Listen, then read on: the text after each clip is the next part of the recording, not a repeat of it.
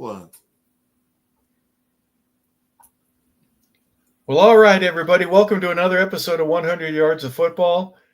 We're going to hit St. Patrick's Day, so I'm wearing a little bit of green. Vincent's got his black on. Even he can be a little bit Irish today. Everybody gets a chance to. And we want to say thank you to Jeremiah Long, our producer and engineer. And as previously mentioned, Vincent Turner, our co-host and founder here at 100 Yards of Football. And today we're going to talk about one of the legends that everybody should know at least a little bit about. And if you don't know anything about Larry Richard Csonka, you're going to learn a little bit more about him here today. Vincent, this is a guy that was a difference maker back in the early 70s, had a little bit of trauma in his professional career. We'll talk a little bit about that, but things changed for him, and he certainly became an icon, and he still is the leading rusher in Miami Dolphins history. Let's talk today about Larry Csonka.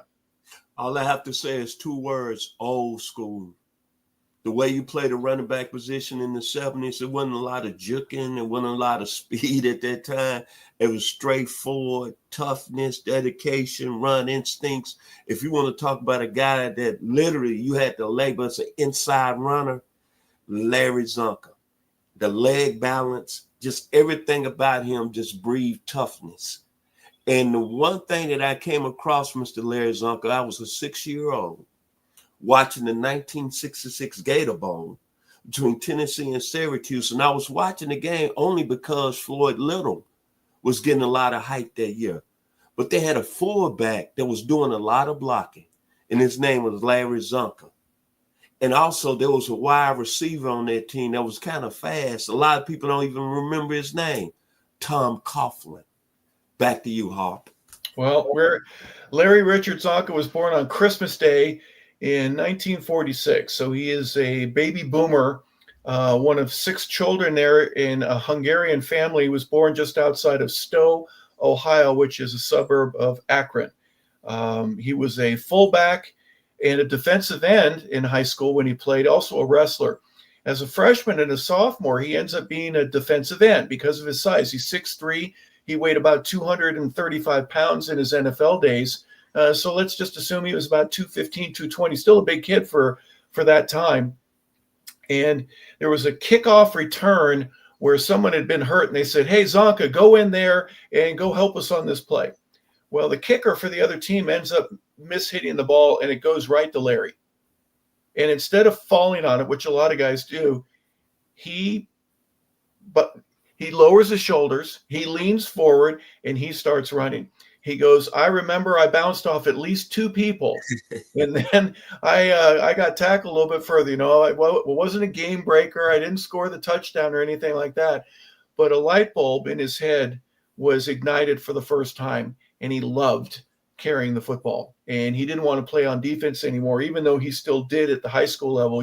Many guys were two-way players, but he wanted to be a running back. He wanted to carry the ball.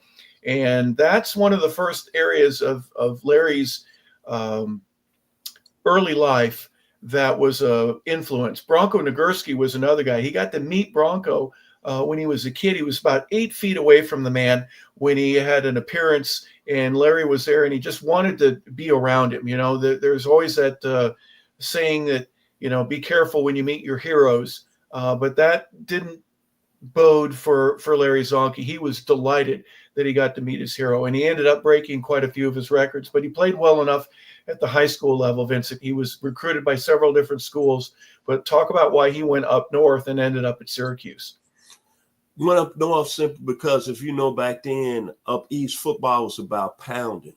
It's about running between the tackles. But he didn't realize that, hey, he was going to be going up there blocking for one of the greatest running backs that ever played the game, both on the collegiate and professional level, Floyd Little. But what I really came away with was that it showed you Larry Csonka, how he was prepared for the National Football League, his character. I'm going to do what I have to do for the team's sake. Remember what I just said. He was the fullback for Floyd Little. Then the next year, he went to being the main halfback. But even when he got to Miami, he still had to share time. And that's why when you look at the Miami Dolphins, we can drop the mic, and that's why they still only the undefeated team in all of pro football history. That's what I loved about Larry Csonka. his character, his unselfishness as being a football player. Back to you, Hawk. Well, at Syracuse, he ended breaking a lot of records, and many of them were held by Ernie Davis, by Jim Nance. You mentioned Floyd Little.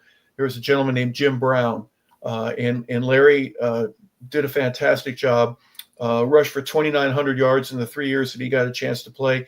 He had 100 yards rushing in at least 14 different games. He averaged 4.9 per carry even back then. That's a big number for a fullback, but moving around and whether he played fullback or halfback, every time Larry touched the ball, he was going to fall forward. I'm not saying he didn't get hit behind the line of scrimmage, but when you average 4.9, you're obviously you're moving the pile, and he certainly had a reputation for doing that. He played in the East-West Shrine game. He was listed as the most valuable player of that game. He was in the Hula Bowl and a college all-star game back in the late 60s, mid to late 60s. But he got noticed by a lot of different folks, and his college career at Syracuse and getting a chance to play in bowl games certainly opened eyes in the National Football League for him.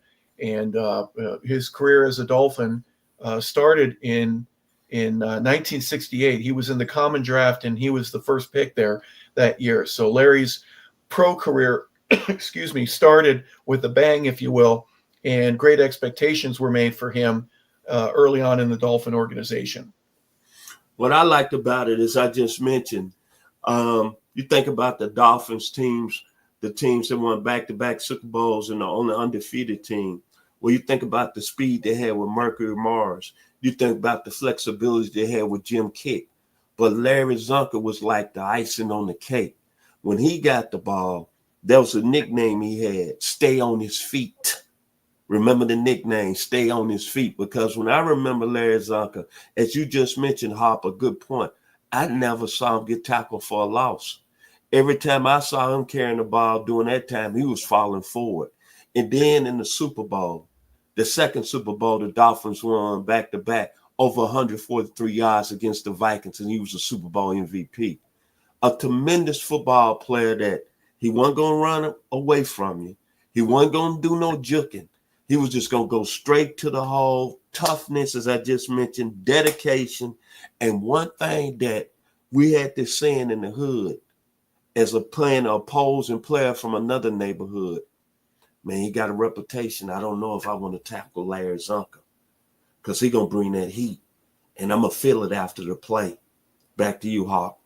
Yeah, there are plenty of highlights if you want to watch them where the guy tackling him, whether it be a linebacker, defensive end, or even a safety, they're holding on for dear life and they're getting hit instead of it being the other way around. Larry was the number one pick of the Dolphins in 1968. He got a signing bonus of $34,000 and a car. His salary for that first year was $20,000. The second year was $25,000 and then $30,000. So very minuscule numbers compared to today for obvious reasons. But back then, that wasn't so bad. He gets off to a little bit of a shaky start. He gets a concussion in the fifth game of the year, his first season. And then his second year, he has another one and misses some time. He's broken his nose, I think, a total of 10 times throughout his career, and that includes a couple at Syracuse. But he was struggling because he was running straight up and getting tackled. He was still falling forward, as you mentioned, Vincent, but he needed to have a change in his style. And Don Shula kind of came down on him. Shula got there in 1970, so this is Csonka's third year in the league. One of the first things that he did is he told him that, I don't like the way you're running. I don't like the style that you're using, and I don't like the results. And Larry could have been taken aback by something like that. But if you'll notice, especially in the picture right there in the middle, I never saw Larry Csonka run without him having a clenched fist. His hands were never open. He was looking for contact. He always ran with one of his hands, no matter where the ball was. The other hand was in a fist. He learned to lead with his forearm instead of his head. And he didn't have a concussion again, at least one that took him out like he did those first 2 years. And the results began to change almost immediately. The Dolphins became National Football League leaders in rushing. You had a guy named Jim Kick. You had a guy that we've talked about in Mercury Morris. You have a passing attack with a guy named Paul Warfield. You have Bob Kuchenberg and Larry Little as the offensive lineman. You have Bob Greasy as your quarterback. Who's going to stop you? So in an era in the AFC when Kansas City had been the guys, the Raiders were absolutely fantastic. The Steelers were young and just about ready to get started, but they were building their franchise as well.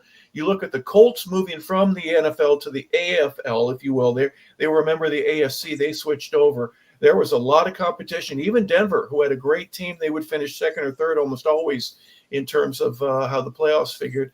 The competition was fast and furious in the AFC back in those days. And Larry Csonka was certainly a part of why the Dolphin offense was as good as it was. What a great career that he had. They go to the Super Bowl and they lose Super Bowl 6 to the Dallas Cowboys, and then they win the next two. So they three-peated. It was a little bit different than what Kansas City had just been through. They had a loss and then 2 wins. But my goodness, Vincent, was there anybody that was better than the Dolphins back in those days? No way. Don't even need to even mention. When you think about all the great players that played on their team, and really when you look at that Dolphins organization, they really didn't have a budging superstar like a Tony Dorsett or a Jim Brown or Walter Payton that you just say, hey, that one guy right there is carrying the franchise.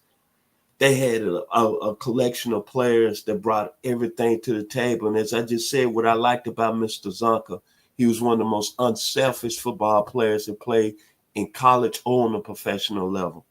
And think about this as I lead this today with Larry Csonka. Right now, we're probably never going to see an undefeated team in the National Football League since I'm living.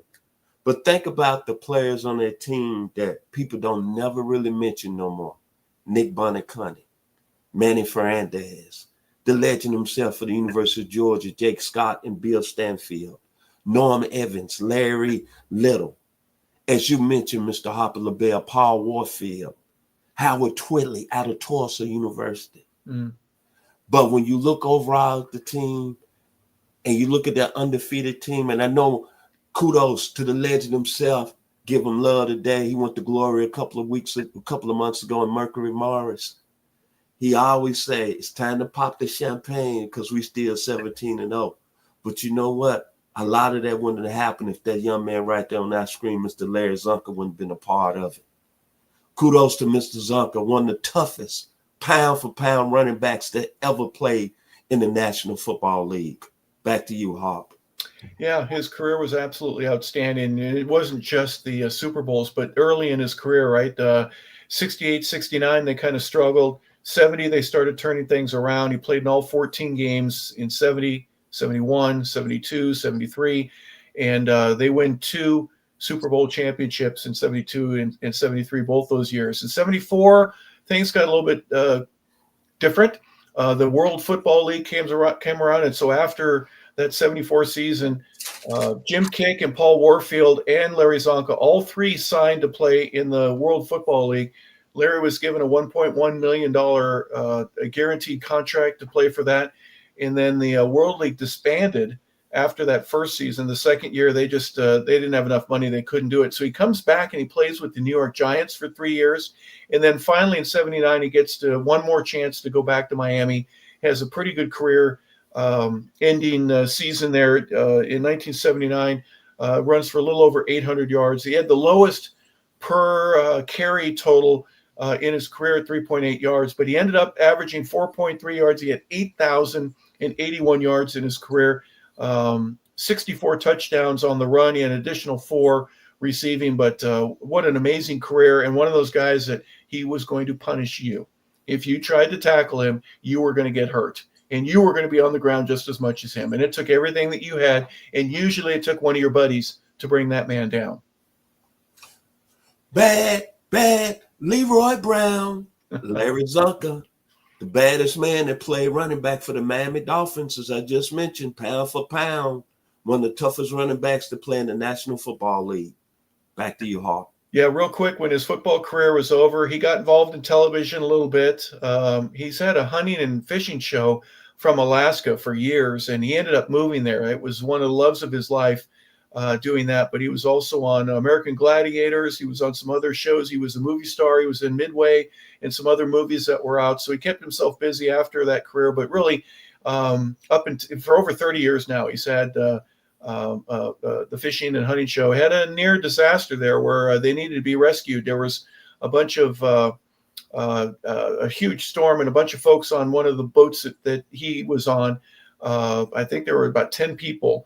They needed to be air rescued near the Aleutian Islands during a fishing expedition. So Napa's North to Alaska is the show that Larry had been putting together for years. And for obvious reasons, he says that it was so hot in Miami when he was sweating there during two-a-days with his shoulder pads and his helmet on that he never wanted to experience that again. So he moved to a much cooler facility there in the Anchorage area. But tops off to an amazing career, two-time Super Bowl champion, collegiate Hall of Famer, an NFL Hall of Famer.